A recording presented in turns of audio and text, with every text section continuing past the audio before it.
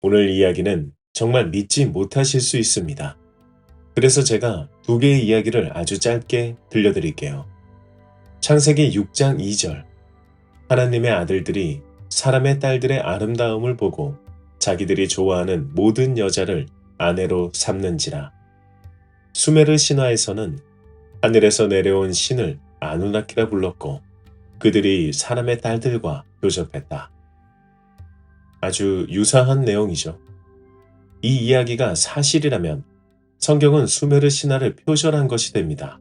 하지만 아직 단정 짓기는 이르죠. 한편 민수기 13장 33절에는 거기서 네피림 후손인 아낙 자손의 거인들을 보았나니 우리는 스스로 보기에도 메뚜기 같으니 그들이 보기에도 그와 같았을 것이니라. 여기서 아낙은 고대 가나안의 거인적 조상을 일컫는 말입니다. 그리고 성경에서 네피림을 거인으로 말하고 있습니다. 수메르 신화에도 거인이 있습니다. 이는 뒤에 말하기로 하고 잠시 창세기 6장 4절을 살펴보죠. 당시의 땅에는 네피림이 있었고 그 후에도 하나님의 아들들이 사람의 딸들에게로 들어와 자식을 낳았으니 그들은 용사라 고대의 명성이 있는 사람들이었더라. 확실하게 네피림이 있었다는 걸 명확하게 말해주고 있습니다. 그들을 아낙의 자손이라고 민수기에서 정확하게 말하고 있죠. 이게 끝이 아닙니다. 신수기 9장 2절. 그 백성은 네가 아는 바 장대한 아낙 자손이라 그에게 대한 말을 네가 들었나니 이르기를 누가 아낙 자손을 능히 당하리요 하거니와. 성경에 아낙이 또 나오게 됩니다. 이 아낙이 수메르 신화의 아누나키를 뜻하는 거라면 오늘 소개하는 책은 절판된 책 한 권입니다. 수많은 사람들 사이에 회자되고 지적이게 보이면서 대담한데 동시에 위험하기도 하죠. 이 책은 사실 두 번째 소개합니다. 처음에는 저도 그럴듯하게 보았습니다. 특히 조로아스터교와 관련된 부분은요. 성경에 나온 내용과 매우 유사하게 닮아 있긴 합니다. 시기적으로도 맞는 듯 보이고요. 그리고 이 부분은 사실 많은 종교학자들도 어느 정도 인정하는 부분이기도 합니다. 그런데 점점 읽어갈수록 이게 내용이 점점 본인 뇌피셜로 흐르는 것처럼 보입니다. 그래서 사실은 무엇이고 뇌피셜은 무엇인지 그걸 말씀드리려 하는 거죠. 오늘 소개하는 책은 교회에서 쉬쉬하는 그리스도교 이야기입니다. 책은 수메르 신화에 나온 아누나키가 아낙이라고 합니다. 그럼 아낙의 자손이라고 한 게 실제로는 수메르 신화에서 가져오게 된 거 아냐? 하고 흥미로워질 수 있죠. 어원이 두 개가 비슷하기도 하고요. 그래서 찾아보지 않았다면 훅 하고 홀딱 넘어가는 책입니다. 이는 사실 자카리아 시친이라는 인물부터 시작됩니다. 책에서는 이 사람을 성경을 연구하는데 평생을 바친 학자로 표현하고 있는데 사실은 학문적 자격은 없고 그저 작가일 뿐이죠. 그가 이 주장을 처음 하게 된 겁니다. 그래서 창세기와 수메르 신화를 묶어버린 것이죠. 아낙이 아누나키라는 게 만약 정말 사실이라면 수메르 신화와 성경에 연결된 것이 되죠. 거기다 이런 주장도 합니다. 이것도 굉장히 혹하는 이야기입니다. 아누나키는 사실 외계인이다. 하늘에서 땅에 내려온 자라는 뜻인 아누나키는 외계인을 뜻하는 것이다. 그들은 니비루라는 행성에서 왔는데 6천년 전 사람들이 니비루를 알고 있고 지구가 7번째 행성이라는 걸 이미 알고 있었다. 실제로 지구를 태양계 외곽에서부터 세어보게 되면 7번째가 맞긴 합니다. 태양으로부터 세면 수금, 지, 화, 목, 토, 천의 명 이렇게 세 번째인데 뒤에서부터 세면 명의 천, 토, 목, 화, 지, 금수가 되니 7번째가 됩니다. 외계인이 아니라면 6천년 전 수메르 사람들이 어떻게 이를 알고 있었냐는 거죠. 그런데 수메르에 대한 기록에서는 니비루라는 단어가 있지만 행성을 뜻하는 말이 아니고 7번째 행성이니 뭐 이런 말이 없습니다. 그런데 다음 이야기는 좀 혹할 만하죠. 우리가 쓰는 하루 24시간, 1시간 60분, 1분 60초라는 60진법은 수메르에서 유래한 것입니다. 그들 입장에서 생각해보면 그들이 하늘을 보았을 때 육안으로 보이는 것은 태양과 달, 수성, 금성, 화성, 목성, 토성 이렇게 7개였고 이게 우리가 지금 쓰는 요일이 되기도 하죠. 실제로 점토판에 기록된 천문 관측은 이렇게 됩니다. 별자리 목록과 천체 이동 규칙을 정리했죠. 이것은 실제로 점토판에 있으며 이것 자체로도 놀랍기도 합니다. 하지만 성경의 안악과 연결되는 지점은 명백히 아니라는 게 보입니다. 그건 자칭 학자라고 주장한 자카리아 시친이라는 작가의 상상력이 더해진 거죠. 책은 저 사람을 학자라 칭하며 그의 상상력을 마치 학자가 말하냐 말하고 있습니다. 그런데 네피림이 실제로 존재했다는 것은 성경에서 분명히 명확하게 나와 있는 것이 보이죠. 이미 중세시대의 입맛에 맞게 고칠 대로 다 고쳐버렸던 것 치곤 아직 남아있는 게 있기도 하네요. 개신교에서 사용하는 킹 제임스판과 신국제판 한글 성경에는 네피림이라 쓰여 있고 천주교에서 사용하는 성경 두에이 라임스판에는 네피림을 거인들이라고 쓰여 있습니다. 각기 말이 달라 그렇다 해도 같은 구약을 공유한다면서 이렇게 해석이 달라지는 부분도 이미 많다는 걸 확연히 보여주기도 하죠. 그런데 한글 킹 제임스판에는 주석으로 장부들, 자이언츠라 되어 있기도 합니다.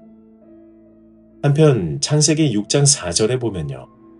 네피림은 고대의 영웅이라 말하고 있습니다. 학자들은 이 네피림을 두고 거인들이 아니라 떨어진 자들이라고 타락한 천사들이라고도 합니다. 히브리어로 네피가 떨어진이고 림이 복수를 뜻해서요. 그런데 갑자기 왜 타락이 된 거죠? 고대의 영웅이라면서요. 이 영웅이라는 것도 학자들 사이에서는 그만큼 강력한 존재라는 표현일 뿐이다 보도합니다. 학자들이 해석한다고 해도 이만큼 의문이 들 정도로 많은 논란의 여지가 있는 겁니다. 성경에선 그들이 타락했다는 건 1절 내용이 없습니다. 단 천주교 성경 에녹서에는 있습니다. 에녹서는 외경이죠. 한마디로 참고서 정도? 천주교판 성경에서는 여기서 말하는 거인들, 즉 네피림은 체구가 클 뿐 아니라 광폭하고 야만스러워 단순히 잔인함과 육욕만 있는 괴물에 해당한다고 되어 있고 대홍수가 있을 때까지의 사람들은 일반적으로 모두 이런 상태라 합니다. 그래서 홍수로 모두 죽임? 그런데 골리앗은 대체 뭐지? 이것도 뒤에 있습니다. 오늘 풀 게 참 많네요. 책에는 이를 두고 이렇게 뇌피셜을 시전합니다. 수메르 신화에 있던 아누나키가 아낙이라고 연결시켜서 그들의 자손들이 네피림이 되었다는 거죠. 이렇게 수메르 신화와의 연관성을 만들게 됩니다. 그런데 성경 자체에서도 네피림이 거인이었다고 말하기도 하는데 그럼 수메르 신화에도 거인이 나와야 하지 않겠습니까? 그런데 수메르 신화에는 거인으로 묘사되는 이는 길가메시와 그의 친구 엔키두입니다. 그들이 반인반신이자 거인이죠. 딱 이 둘뿐입니다. 이걸 또 이렇게 연결 지을 수도 있겠죠. 고대의 영웅들이라는 구절에서 그 영웅들을 말하는 것이 길가메시와 엔키두다. 그들이 네피림이다. 라면서요. 거기다 그리스 신화까지 얹으면 헤라클레스까지도. 물론 책에는 그렇게 연결하지는 않았지만 충분히 가능성이 있습니다. 실제로 일부 신화학자들이 이 대목을 가지고 연결을 시도했다는 것도 있기도 하네요. 학계에서는 받아들여지지 않았습니다. 한편 성경에 따르면 이들의 수가 제법 되기도 했고 그들이 또 타락한 천사들이라 인간들을 계속 악하게 만들어 짜증나니까 대홍수로 모두 리셋시켰다는 건데요. 그런데 대체 민수기에서 말하는 가나안 땅에 있던 자들은 뭐고 골리앗은 어떻게 나왔냐는 거죠. 홍수로 모두 리셋시켰다면서요. 이 부분이 학자들 모두가 말문이 막히는 부분이 됩니다. 학자들 사이에선 세 가지를 두고 말하고 있습니다. 첫 번째는 네피림이라는 이름 자체가 좀 큰 사람을 칭하는 거로 되었다. 두 번째는 유전자가 몸속에 남았다. 세 번째는 그들이 네피림 같이 크고 힘이 세 보인다. 이렇게 됩니다. 당연히 세 번째가 가장 유력하죠. 그럼 골리앗은 대체 뭐냐? 또 학자들도 갈리게 됩니다. 골리앗이 블레셋의 가드 출신인데 여호수아 11장 22절에 보면 이스라엘 자손의 땅에는 아낙 자손이 하나도 남지 않았고 가사와 가드와 아스도데만 남았더라. 이렇게 쓰여 있습니다. 그런데 바로 골리앗이 가드 출신이라면 네피림의 후예일지도 이런 가정이 나온다는 거죠. 그런데 또다시 나옵니다. 대홍수로 모두 리셋했다면서요. 골리앗은 다윗과 함께 유명한 인물이죠. 다윗은 시기가 언제인가요? 모세보다도 훨씬 이후입니다. 즉, 대홍수보다 훨씬 이후예요. 그렇다면 또 나오죠. 아니, 대홍수로 모두 리셋했다며. 이렇게 성경은 의문덩어리로 가득하기도 합니다. 그러니 이런 책에서 그런 의문점을 수메르와 연관시켜 파고들기도 하죠. 그리고 그걸 읽게 되면 매우 혹하게 되기도 하고요. 하지만 전혀 근거가 없는 얘기는 또 아니기도 합니다. 길가메시 서사시에 나오는 홍수 이야기와 성경에서 나오는 홍수 이야기, 그리고 여러 신화에서 나오는 홍수 이야기는 모두 닮아 있으니 말이죠. 심지어 강원도 정선의 전설에도 비슷한 홍수 이야기가 있습니다.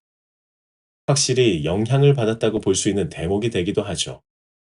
그리고 만약 정말 수메르 신화와 연관이 있는 거라면 그 수메르 신들보다 하나님이 위대하다는 걸 보여주기 위한 구절이 되기도 하겠죠. 실제로 모세가 나온 시기에도 세상엔 다신교가 지배하고 있었으니까요. 거기서도 스스로 존재하는 자로 말하며 가장 위대한 신으로 표현됩니다. 그런데 성경이 사실 유일신이 아니었다는 해석이 나오고 있습니다. 창세기 6장 2절, 하나님의 아들들이 사람의 딸들의 아름다움을 보고 자기들이 좋아하는 모든 여자를 아내로 삼는지라. 언뜻 보면 뭐가 이상한데 라고 생각할 수 있는데요. 하지만 여기에 많은 부분이 숨겨져 있습니다. 우리는 정보의 한 부분만을 볼 수밖에 없었던 거죠. 한편 성경의 구약은 유대교, 그리스도교, 이슬람교 모두 같습니다. 유대교의 성경에는 하나님 대신에 엘로힘이라는 단어를 씁니다. 이건 복수 명사가 됩니다. 그러니까 엘로힘은 여러 명의 신이란 뜻이죠. 잉? 그들은 유일신 아니었나요? 이걸 풀어보기 위해선 창세기 1장 1절부터 가게 됩니다. 히브리어로 된 성경 원서에 보면 태초에 하나님이 천지를 창조하시니라, 이 부분에서 하나님이 엘로힘이 됩니다. 히브리어로 엘이란 유일신을 뜻하는 것이 맞습니다. 참고로 이스라엘이라는 이름 혹은 명칭도 이 엘을 활용한 복합 명사가 되죠. 이스라와 엘을 합친 겁니다. 이스라는 싸우다, 엘은 유일신, 하나님과 겨루어 이긴 자가 됩니다. 야곱이 성경 속의 그 주인공으로 이스라엘로 이름을 바꾸기도 했죠. 한편 여기서 책에 뇌피셜이 등장합니다. 이스라도 복하버라는 설정인데요. 이집트의 여신 이시스와 태양신 라의 복하버라고 합니다. 그리스도교가 신성시하는 이름의 어원 자체가 이미 이집트에서부터 출발하고 있었다고 뇌피셜을 하는 거죠. 하지만 이는 주류에선 인정받지 못합니다. 그러나 당시 고대 근동 지역에선 이집트, 가나안, 수메르의 신화가 서로 영향을 많이 주고받은 건 사실이죠. 당시 이스라엘 민족이 이집트에서 오랜 기간 거주하기도 했고요. 솔직히 말해서 오늘 소개하는 책에는 이런 뇌피셜 부분들이 있습니다. 그런데 잠깐, 엘로힘에 대한 것 마무리 지어야죠. 히브리어로 엘로힘은 엘의 복수형입니다. 유일신이라 했는데 왜 복수형이 나오는가? 그렇다면 유일신이 아니라는 걸 이미 성경에 있다는 걸까요? 첫 판부터 장난질을? 학자들 사이에서도 다양한 의견이 있습니다. 존엄과 위엄, 권위를 표현하기 위해 복수형으로 일부러 쓴 것이다. 성부, 성자, 성령의 삼위일체를 암시하는 것이다. 가장 놀라운 해석은 히브리 신앙 자체가 이미 다신교적 요소를 포함했다. 바로 이것입니다. 그럼 원서에 있는 창세기 1장의 엘로힘은 여러 명의 신이 창조했다는 말이 될 수도 있다는 겁니다.